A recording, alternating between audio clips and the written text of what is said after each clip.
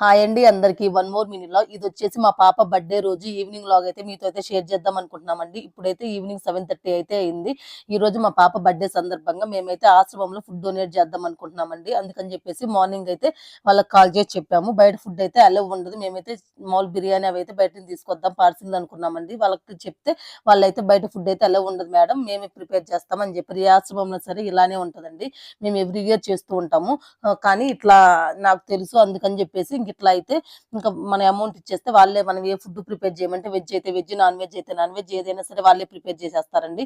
మేమైతే non veg prepare చేయమని చెప్పాము. Bagara rice, chicken curry, normal rice, sambar, curd, ఇంకా ఒక ఫ్రూట్, ఒక స్వీట్, ఇవన్నీ అయితే చేశారండి. మీరు టయానికి వచ్చేసి వడ్డించేసుకుంటే సరిపోద్ది అని చెప్పారు. అందుకని చెప్పేసి మేము ఈవినింగ్ 7:30 కల్లా అయితే వచ్చి ఇలా వడ్డిస్తూ ఉన్నామండి. ఇప్పుడే కాదండి, మేము మా పిల్లల బర్త్డేకి ముగ్గురు పిల్లల బర్త్డేకి కానీ మా హస్బెండ్ బర్త్డేకి కానీ, నాకైతే బర్త్డే లేదులేండి, అంటే నాకు కరెక్ట్ ఎగ్జాక్ట్ గా తెలియదు, నేనైతే చేసుకోను. మా యానివర్సరీకి కానీ ఏదైనా సరే, మా వెకేషన్ ఏదన్నా సరే మేము ఇట్లా చేస్తామండి. మాకు ఇట్లా లేని వాళ్ళకి ఇట్లా అన్నం పెట్టడంలో వచ్చే తృప్తే వేరండి.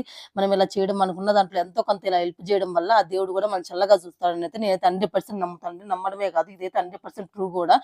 ఇలా ఎంతమంది ఇది నమ్ముతారో లేదని నాకైతే కామెంట్ చేయండి. ఇలా ఫుడ్ పెట్టడంలోనే నాకైతే అంత తృప్తి అనిపించలేదండి, ఎందుకంటే వాళ్ళు చాలా తక్కువ వంటకాలు ప్రిపేర్ చేశారని అనిపించింది నాకు. అందుకని చెప్పేసి వాటితో పాటు నేను పిల్లలకి సంబంధించి, వాళ్ళు చదువుకునే పిల్లలు అంటండి, అందుకని చెప్పేసి స్టేషనరీ కూడా అయితే తీసుకొచ్చాను.